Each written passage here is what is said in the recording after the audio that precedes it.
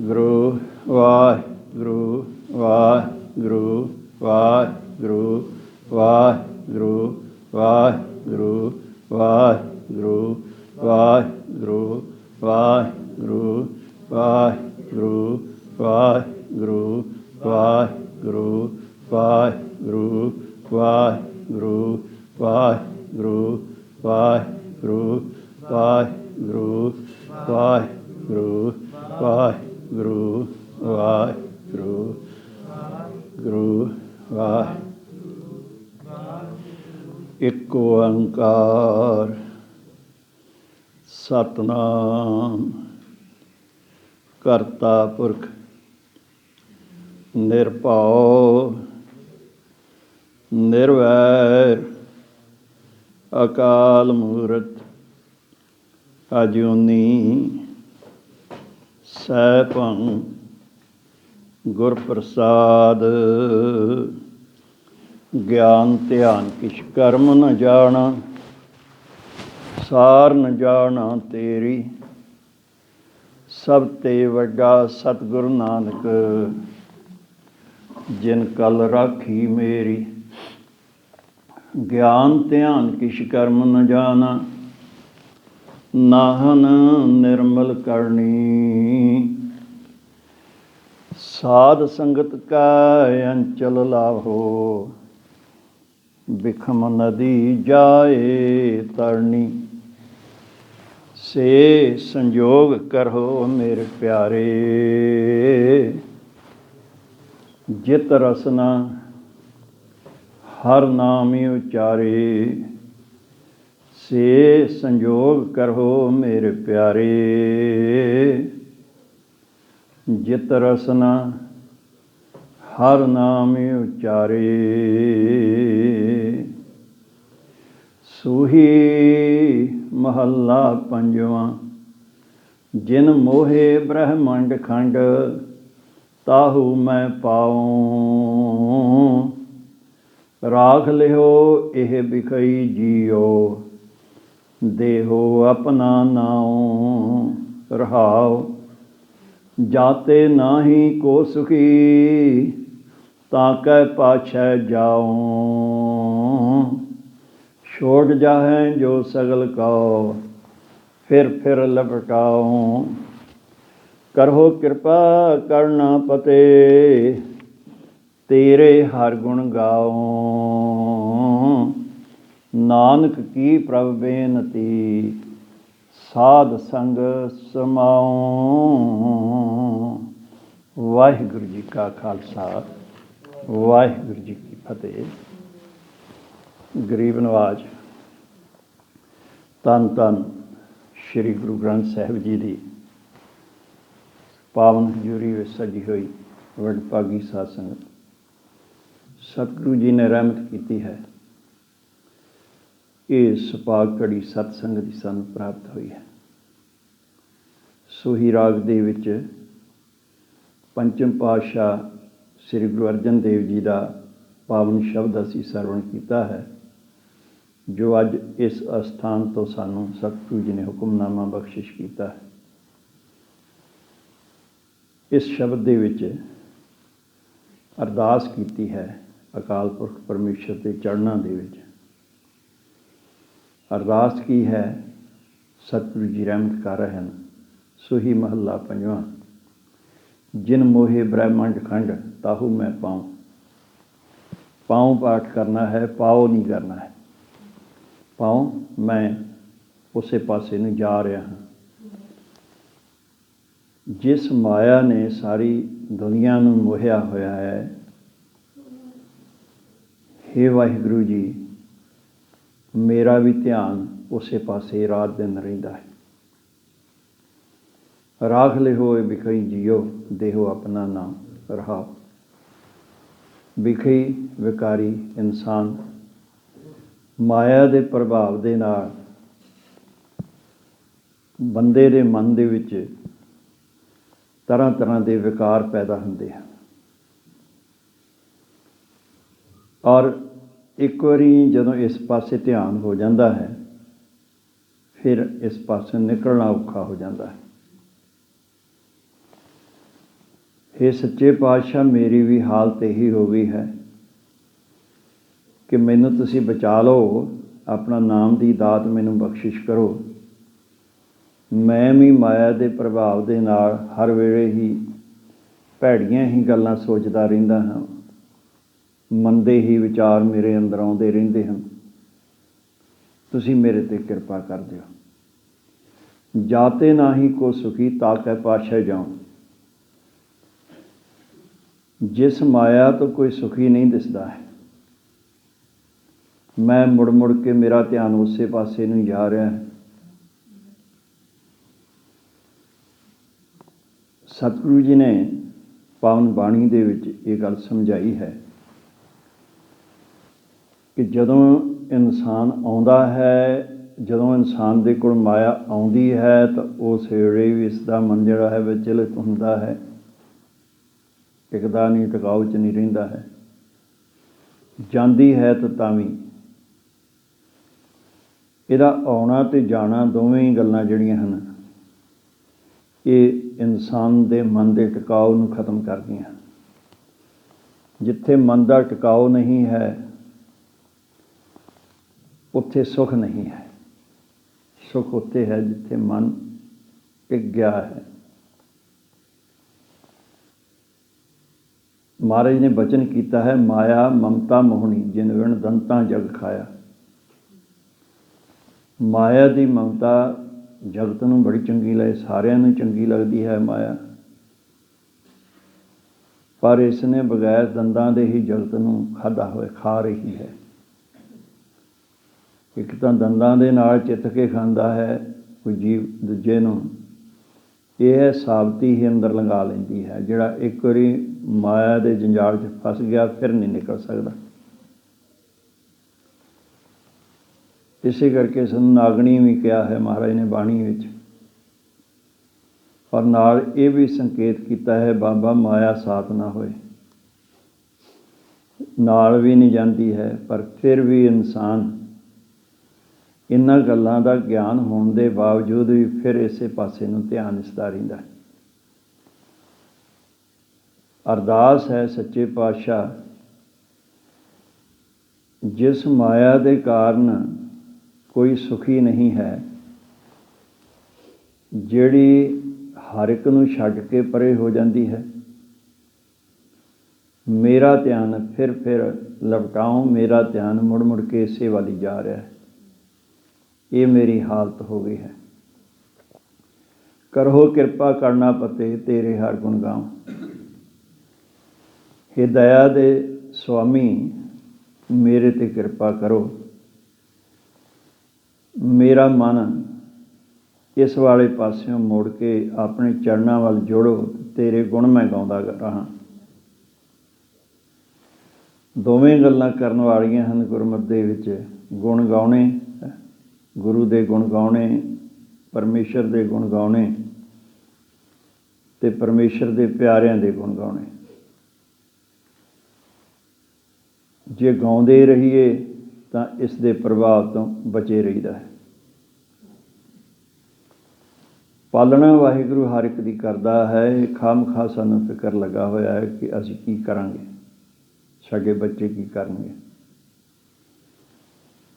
माँ प्यो दे नालों ज़्यादा फिक्र वाहिगुरू परमेश्वर नूं है, जिसने उस जीव नूं पैदा किया है। पर फिर भी इंसान की सोच बड़ी छोटी है। ये अजिहियां गल्लां फिर सोचण लग पैंदा है कि की बनेगा। संतुष्टि नहीं है, कितना भी आ जावे फिर भी मन संतुष्ट नहीं हुंदा। सच्चे पातशाह मेरे ते किरपा करो, तेरे गुण गाउंदा रहा। नानक की प्रभ बेनती साध संग समाऊं। मेरी हाथ जोड़ के बेनती है कि तेरी संगत नाल जुड़ जावां, मेरे ते किरपा करो। जिहड़ा संगत नाल जुड़ जाएगा, मेरे माधव जी सत्संगत मिले सतरिया, जिहड़ा भी जुड़ जाता है इस माया के दुत्तर सागर तो वो पार लंघ जाता है, डूबदी नहीं है उसमें। ਸਤਿਗੁਰੂ ਜੀ ਨੇ ਦੋ ਉਦਾਹਰਨਾਂ ਦਿੱਤੀਆਂ ਹਨ ਸੰਸਾਰ ਵਿੱਚ ਵਿਚਰਦਿਆਂ ਹੋਇਆਂ ਕਿ ਅਸੀਂ ਇਹਨਾਂ ਦੋ ਗੱਲਾਂ ਵੱਲ ਧਿਆਨ ਰੱਖਣਾ ਹੈ। ਇੱਕ ਤਾਂ ਕਮਲ ਦੇ ਫੁੱਲ ਦੀ ਉਦਾਹਰਨ ਦਿੱਤੀ ਹੈ ਕਿ ਜਿਵੇਂ ਕਮਲ ਦਾ ਫੁੱਲ ਪਾਣੀ ਦੇ ਵਿੱਚ ਨਿਰਲੇਪ ਰਹਿੰਦਾ ਹੈ, ਜੈਸੇ ਜਲ ਮੇਂ ਕਮਲ ਨਿਰਾਲਮ ਮੁਰਗਾਈ ਨੈਸਾਣੇ, ਸੁਰਤ ਸ਼ਬਦ ਭਵ ਸਾਗਰ ਤਰੀਏ ਨਾਨਕ ਨਾਮ ਵਖਾਣੇ।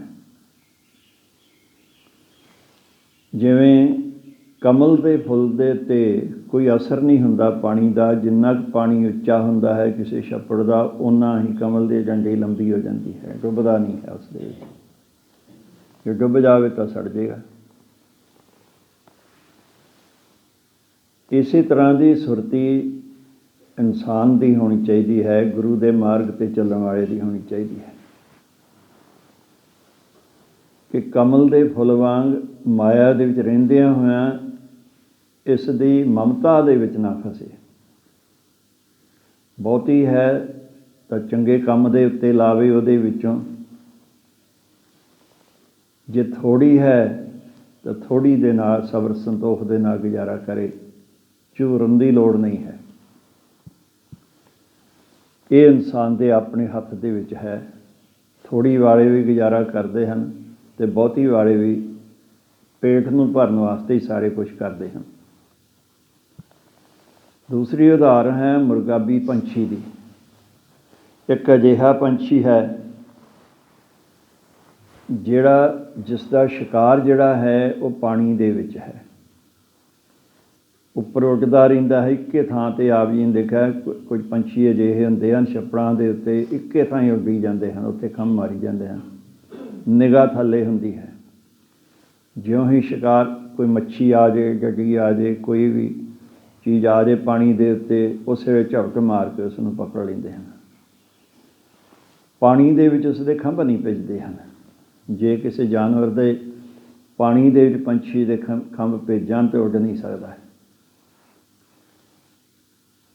ਉਸ ਦੇ ਖੰਭ ਨਾ ਭਿੱਜਣ ਕਰਕੇ ਹੀ ਉਹ ਪਾਣੀ ਦੇ ਵਿੱਚੋਂ ਫਿਰ ਉਡਾਰੀ ਮਾਰ ਲੈਂਦਾ ਹੈ। ਬਿਲਕੁਲ ਇਸੇ ਤਰ੍ਹਾਂ ਦੀ ਸੁਰਤੀ ਬਿਰਤੀ ਗੁਰਸਿੱਖ ਦੀ ਹੋਣੀ ਚਾਹੀਦੀ ਹੈ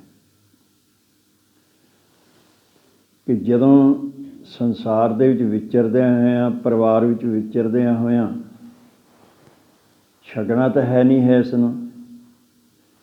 ਦੋ ਵੇਲੇ ਨਾ ਆਪਣੇ ਗਵਾਵੇ, ਇੱਕ ਤਾਂ ਅੰਮ੍ਰਿਤ ਵੇਲਾ ਨਾ ਗਵਾਵੇ, ਉਸ ਵੇਲੇ ਆਲਸ ਨਹੀਂ ਪੈਣਾ ਚਾਹੀਦਾ ਇਸ ਨੂੰ। ਜਿਉਂ ਹੀ ਜਾਗ ਆਈ ਉੱਠ ਖਲੋਣਾ ਹੈ, ਨਹੀਂ ਤਾਂ ਫਿਰ ਨੀਂਦ ਆ ਜਾਏਗੀ, ਸੁਪਨੇ ਆਉਣ ਲੱਗ ਪੈਣਗੇ। ਜਿਹੜੇ ਪਿਛਲੀ ਰਾਤ ਸੌਂਦੇ ਹਨ ਉਹਨਾਂ ਨੂੰ ਸੁਪਨੇ ਹੀ ਆਉਂਦੇ ਹਨ ਅਤੇ ਦਿਨ ਚੜ੍ਹੇ ਉੱਠਦੇ ਹਨ। ਦੂਸਰਾ, ਸਤਸੰਗ ਦਾ ਜਿਹੜਾ ਸਮਾਂ ਹੈ ਉਹਨੂੰ ਕਦੀ ਨਾ ਜ਼ਿੰਦਗੀ 'ਚ ਗਵਾਵੇ। ਬਸ ਜਿਹੜਾ ਅੰਮ੍ਰਿਤ ਵੇਲੇ ਵਾਹਿਗੁਰੂ ਪਰਮੇਸ਼ਰ ਦੇ ਧਿਆਨ 'ਚ ਜੁੜ ਗਿਆ ਅਤੇ ਸਤਸੰਗਤ ਦੇ ਵਿੱਚ ਆ ਕੇ ਫਿਰ ਜੁੜ ਗਿਆ, ਉਹ ਕਿੰਨੀ ਵੀ ਮਾਇਆ ਹੋਵੇ ਉਹਦੇ 'ਤੇ ਕੋਈ ਅਸਰ ਨਹੀਂ ਕਰਦੀ ਹੈ। ਥੋੜ੍ਹੀ ਹੋਵੇ ਤਾਂ ਵੀ ਕੋਈ ਫਰਕ ਨਹੀਂ ਹੈ, ਬਹੁਤੀ ਹੋਵੇ ਤਾਂ ਵੀ ਕੋਈ ਫਰਕ ਨਹੀਂ ਹੈ। ਇਹ ਪਾਵਨ ਉਪਦੇਸ਼ ਸਤਿਗੁਰੂ ਜੀ ਨੇ ਸਾਨੂੰ ਇਸ ਸ਼ਬਦ ਦੇ ਰਾਹੀਂ ਬਖਸ਼ਿਸ਼ ਕੀਤਾ ਹੈ। ਸਤਿਗੁਰੂ ਜੀ ਕਿਰਪਾ ਕਰਨ, ਸਾਡੇ ਹਿਰਦੇ ਦੇ ਵਿੱਚ ਵਸੇ। ਗੁਰੂ ਇਤਿਹਾਸ ਸਰਵਣ ਕਰ ਰਹੇ ਸੀ। ਦਸਮ ਪਾਤਸ਼ਾਹ ਰਾਜਸਥਾਨ ਦੇ ਇਲਾਕੇ ਦੇ ਵਿੱਚ ਘੁੰਮ ਰਹੇ ਹਨ, ਵੱਖਰੇ ਵੱਖਰੇ ਪਿੰਡਾਂ ਦੇ ਵਿੱਚ ਵਿਚਰ ਰਹੇ ਹਨ। 10-12 ਕੋਹ ਦਾ ਪੜਾਅ ਹੁੰਦਾ ਹੈ।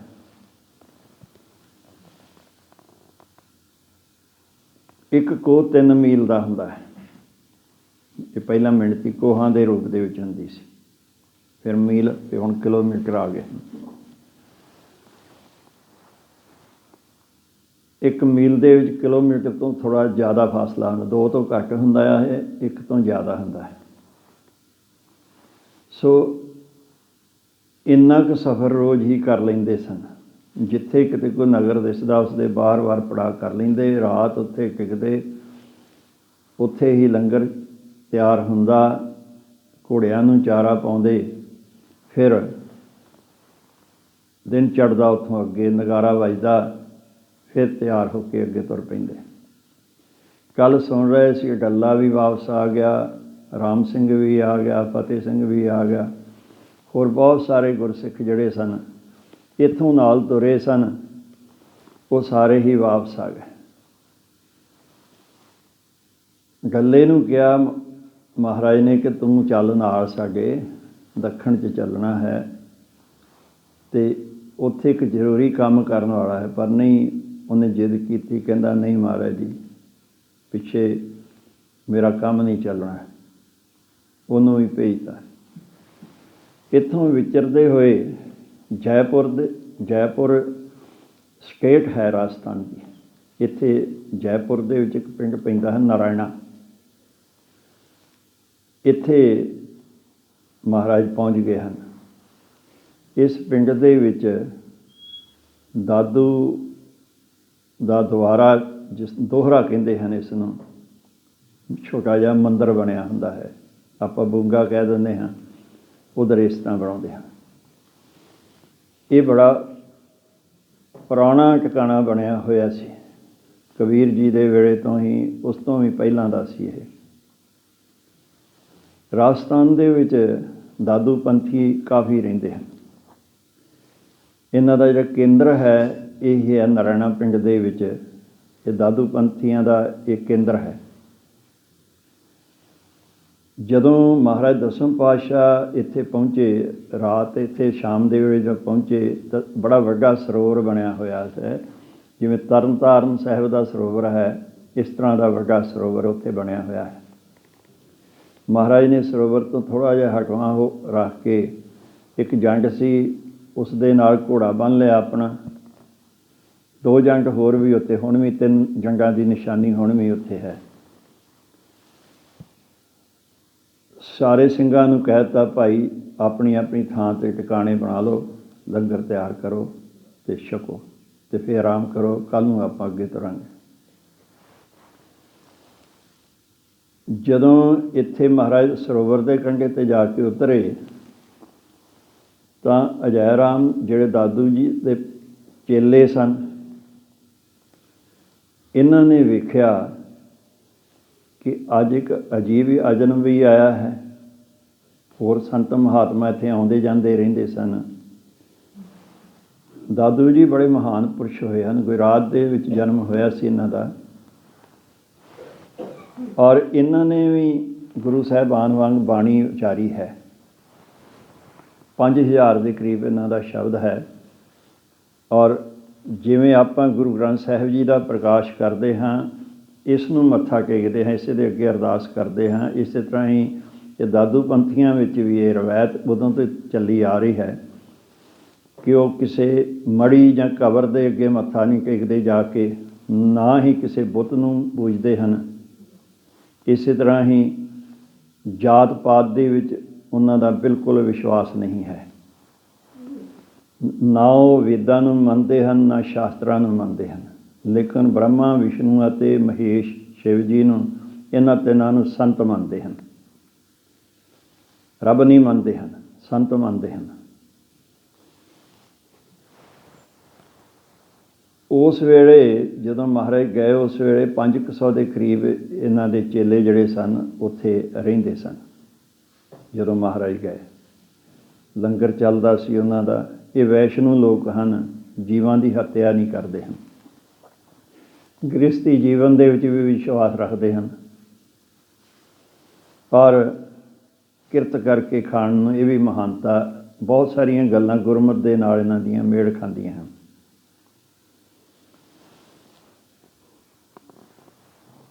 ਅਗਲੇ ਦਿਨ ਅਜੈ ਰਾਮ ਜੀ ਜਿਹੜੇ ਉੱਥੋਂ ਦੇ ਮੁਖੀ ਸਨ ਉਸ ਵੇਲੇ, ਇਹ ਜਦੋਂ ਆਪ ਚੱਲ ਕੇ ਆਏ ਮਹਾਰਾਜ ਦੇ ਕੋਲ, ਆ ਕੇ ਨਮਸਕਾਰ ਕੀਤੀ। ਮਹਾਰਾਜ ਨੇ ਸਤਿਕਾਰ ਕੀਤਾ, ਕੋਲ ਬਿਠਾ ਲਿਆ, ਵਿਚਾਰਾਂ ਹੋਈਆਂ ਦਾਦੂ ਜੀ ਦੇ ਬਾਰੇ, ਉਹਨਾਂ ਦੇ ਵਿਚਾਰਾਂ ਬਾਰੇ ਅਜੈ ਰਾਮ ਜੀ ਨੇ ਕਾਫੀ ਕੁਛ ਦੱਸਿਆ। ਸਾਰੇ ਸਿੰਘ ਵੀ ਆ ਕੇ ਇਕੱਠੇ ਹੋ ਕੇ ਸੰਗਤ ਜੁੜ ਗਈ।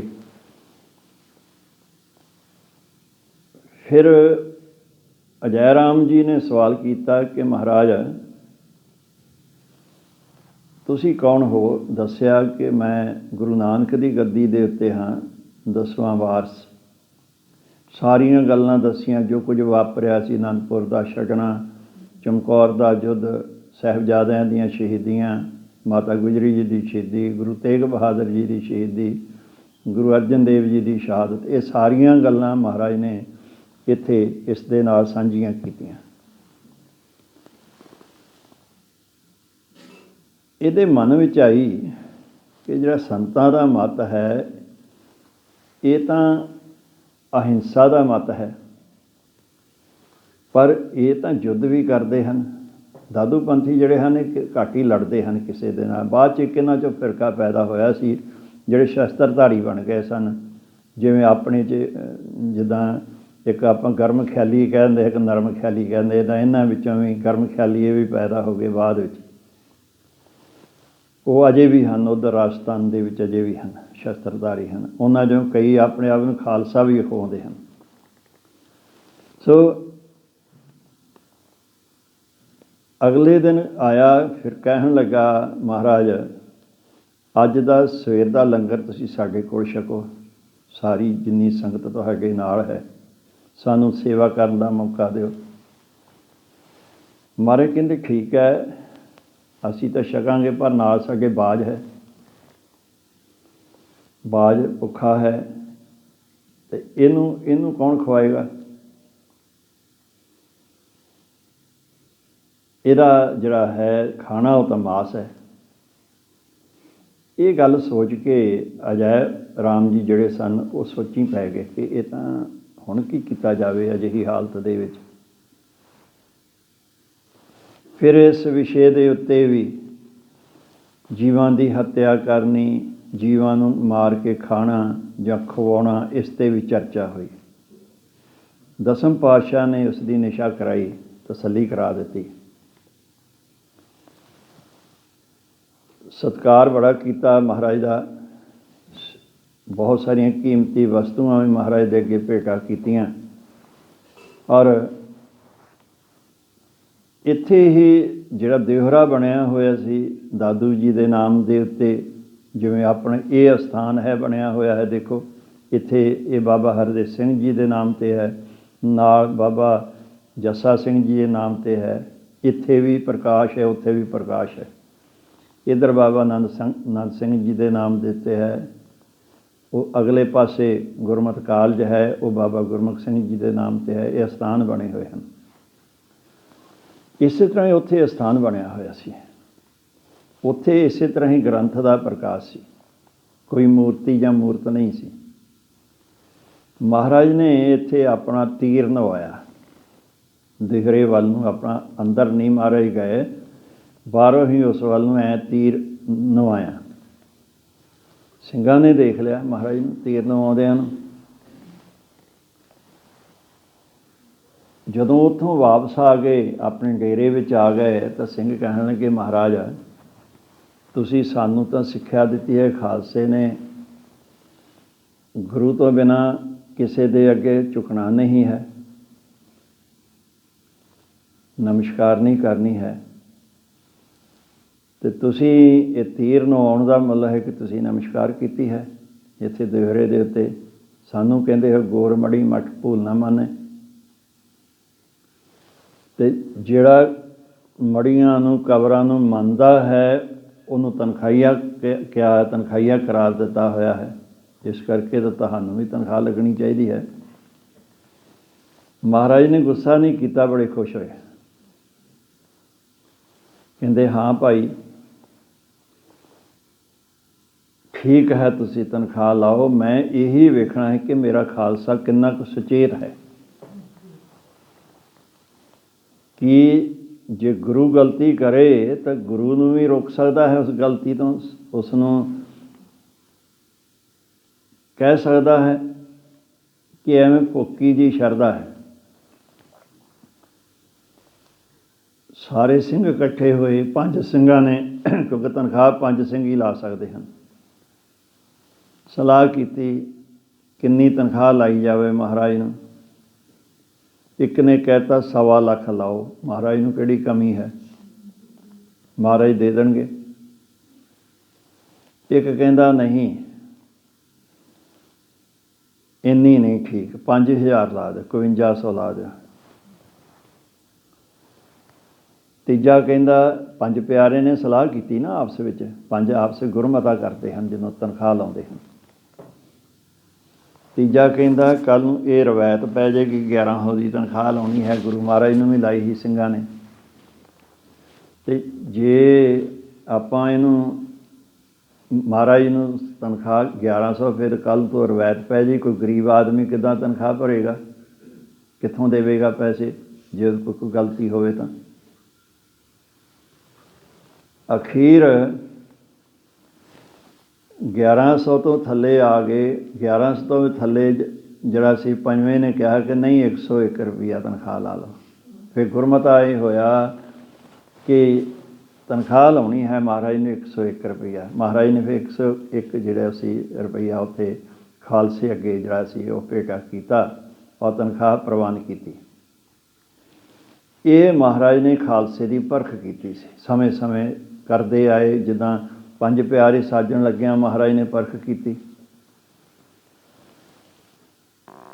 ਔਰ ਇੱਥੋਂ ਫਿਰ ਦਾਦੂ ਦੁਆਰੇ ਤੋਂ ਮਹਾਰਾਜ ਥੋੜ੍ਹੇ ਹੋਰ ਅੱਗੇ ਪਿੰਡਾਂ ਦੇ ਵਿਚਰਦੇ ਹੋਏ ਇਹਨਾਂ ਹੀ ਦਿਨਾਂ ਦੇ ਵਿੱਚ ਔਰੰਗਜ਼ੇਬ ਦੀ ਖਬਰ ਆ ਗਈ ਕਿ ਉਸ ਦੀ ਮੌਤ ਹੋ ਗਈ ਹੈ। 1707 ਦੇ ਕਰੀਬ ਦੀ ਗੱਲ ਹੈ, ਸ਼ੁਰੂ ਦੇ ਵਿੱਚ ਹੀ।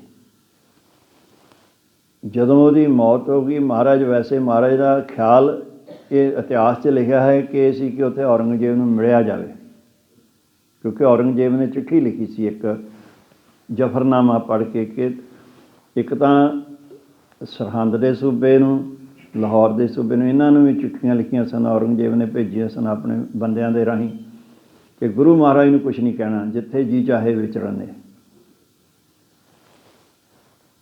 ਦੂਸਰਾ ਮਹਾਰਾਜ ਨੂੰ ਇਹ ਵੀ ਕਿਹਾ ਹੈ ਕਿ ਤੁਸੀਂ ਜੇ ਮੈਂ ਚਾਹੁੰਦਾ ਹਾਂ ਕਿ ਤੁਹਾਨੂੰ ਮਿਲਾਂ ਅਤੇ ਆਪਣੇ ਜਿਹੜੇ ਗਿਲੇ ਹਨ ਉਹ ਦੂਰ ਹੋ ਸਕਣ, ਸਾਰੀ ਅਸਲੀਅਤ ਸਾਹਮਣੇ ਆ ਸਕੇ। ਮਹਾਰਾਜ ਵੀ ਚਾਹੁੰਦੇ ਸਨ।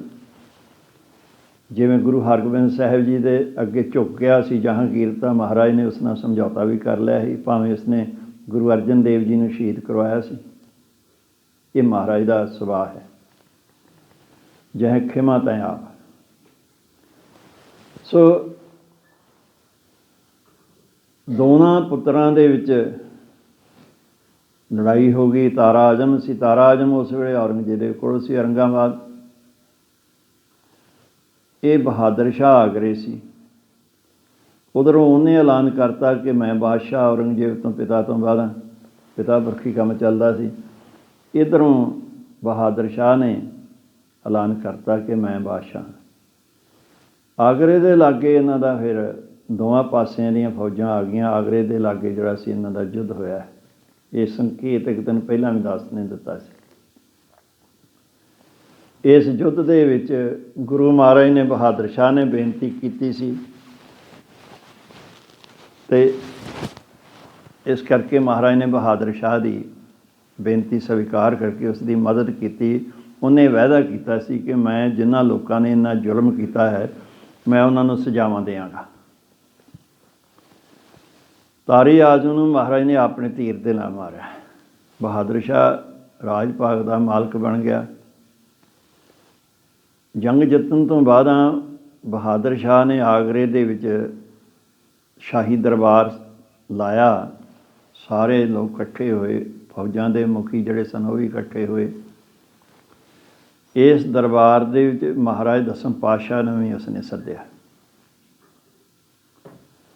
ਬਾਦਸ਼ਾਹ ਤਖ਼ਤ 'ਤੇ ਬੈਠਾ ਹੋਇਆ ਸੀ, ਦਰਬਾਰੀ ਇਸ ਤਰ੍ਹਾਂ ਮੰਤਰੀ ਜੋ ਵੀ ਸਨ ਸਾਰੇ ਦਰਬਾਰ 'ਚ ਬੈਠੇ ਹੋਏ ਸਨ। ਮਹਾਰਾਜ ਗਏ ਉਸ ਦੇ ਦਰਬਾਰ ਵਿੱਚ, ਘੋੜੇ 'ਤੇ ਚੜ੍ਹੇ ਹੋਏ ਹੀ ਅੰਦਰ ਗਏ ਔਰ ਘੋੜੇ 'ਤੇ ਚੜ੍ਹੇ ਹੋਏ ਹੀ ਸ਼ਸਤਰ ਉਸੇ ਤਰ੍ਹਾਂ ਸਜਾਏ ਹੋਏ, 5 ਸਿੰਘ ਨਾਲ ਸੀ, ਉਸੇ ਤਰ੍ਹਾਂ ਹੀ ਬਾਦਸ਼ਾਹ ਦੇ ਤਖ਼ਤ ਦੇ ਕੋਲ ਪਹੁੰਚ ਗਏ।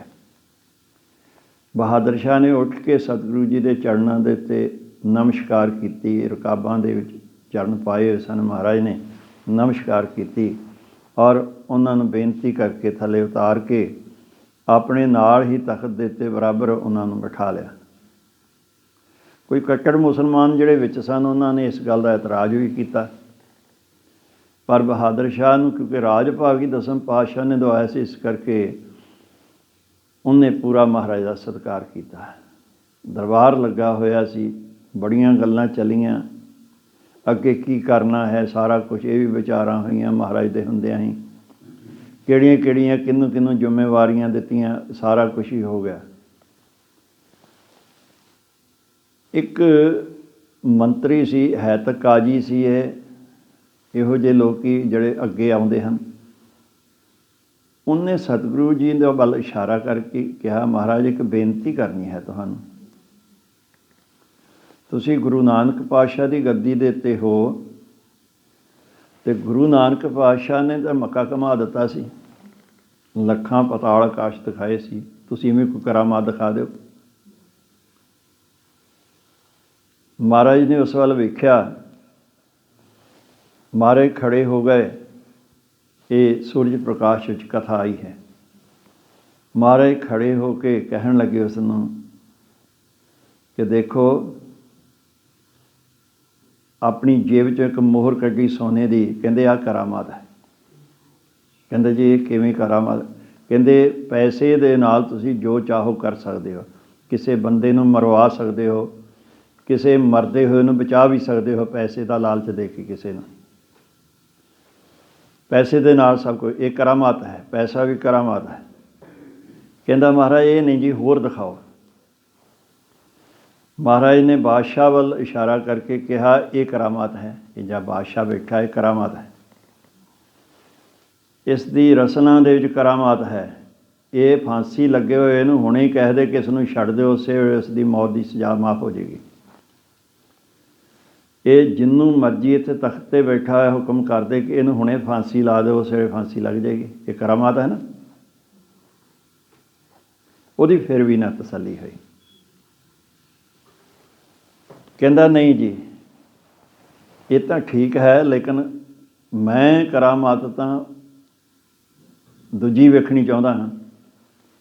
फिर महाराज वीर रस्ते विच आ गए, अपनी श्री साहिब नूं कढ लिया म्यान दे विचों। कहंदे जे होर वेखणी चाहुंदा ते आ करामात है, एक सैकंड दे विच तेरा सिर ला के असीं थल्ले सुੱਟ सकदे हां। करामात वेखणी चाहुंदा है? कंबण लग पिया। ये सारा कुछ हिंदुस्तान के बादशाह के दरबार में दसम पातशाह का करना है, निरभैता की निशानी है। और उन्हां दी वगैई देखो किन्नी, इस जिथे सारे पहाड़ी राजे जिन्ने नवाब सारे ही विरोधी, औरंगजेब विरोधी, सारा ही हिंदुस्तान ही एक किस्म का विरोधी होया पिया। अज उन्हां दी ही जय जयकार हो रही है हिंदुस्तान के बादशाह के दरबार दे विच। सो ये कौतक महाराज ने आगरे बहादुर शाह के दरबार दे विच करके दिखाया और उसनूं चुप करा के बिठाता। फिर महाराज ने यह भी इशारा कर दिता कि करामात दिखाउणी हुंदी तां गुरु अर्जन देव जी भी दिखा सकते हैं, गुरु तेग बहादुर जी विखा सकते। क्या सी उन्हां नूं दिखाओ। भाई मती दास जी, सती दास जी ब्रह्म ज्ञानी सन सारे, वो भी दिखा सकते सी,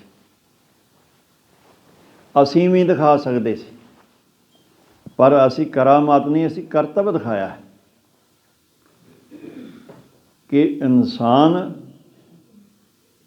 अकाल पुरख की कृपा होवे, शरीर साडा भी इंसानां वर्गा है, उहदे ते रब की दया होवे ते उहदे कोल किन्नी क ताकत आ जाती है। एक पासे सारे हिंदुस्तान दीयां फौजां इकट्ठियां होईयां होण, दूजे पासे 40 ਸਿੰਘਾਂ ਦੇ नाल ਜਿਹੜੇ कई दिनां ਦੇ भुखे होए होण ते कपड़े भी पानी नाल भिजे होण, तो किवें मुकाबला करना है। 10 ਲੱਖ आया है जफरनामे, जेकर 10 ਲੱਖ ने घेरा पाया सी तो किवें करना है। असीं इत्थे करतब दिखाया है और दुश्मन के घेरे चों निकले हाँ, ये भी साडा करतब है, करामात नहीं है।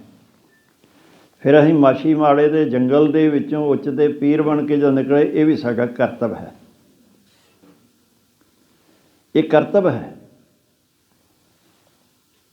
भी गुरु आ कुछ कर सकता है। करामात तां उत्थे हुंदी है जिथे बिल्कुल ही कुछ नहीं सरदा है उत्थे करामात हुंदी है। महाराज ने इन्हां लोकां दा सारिਆਂ ਦਾ वहम दूर किया। इत्थों फिर महाराज बहादुर शाह भी उधरों मराठियां ने फिर बगावत करती। औरंगजेब मराठियां की बगावत नूं दबाउण वास्ते गया सी। महाराज नूं कहंदा भी तुसीं मेरे नाल चलो उधर। महाराज चल तां पए थोड़ी जी विथ ते, क्योंकि महाराज नाल जागृत करते जा रहे सन, लोकां नूं सुचेत करते जा रहे सन, सिੱਖੀ ਦਾ प्रचार भी कर रहे सन। ये बहादुर शाह जिहड़ा है ये औरंगाबाद उत्थे पहुँच गया। तो दसम पातशाह जिहड़े हन ये नदेड़ जिथे हजूर साहब दरबार साहब है, तख्त है अपना, महाराज इत्थे गोदावरी नदी के कंढे उत्ते जाके इत्थे ठिकाना कर लिया। सिंह नाल सन, काफ़ी सिंह नाल सन जथे दे समेत। इत्थे जो कुछ वापरिया ये सतगुरू जी कृपा करन आपां अगले दौरान दे सरवण करांगे। भुलां चुकां दी खेमा करनी। वाहिगुरू जी का खालसा वाहिगुरू जी की फतेह। तूं ठा कर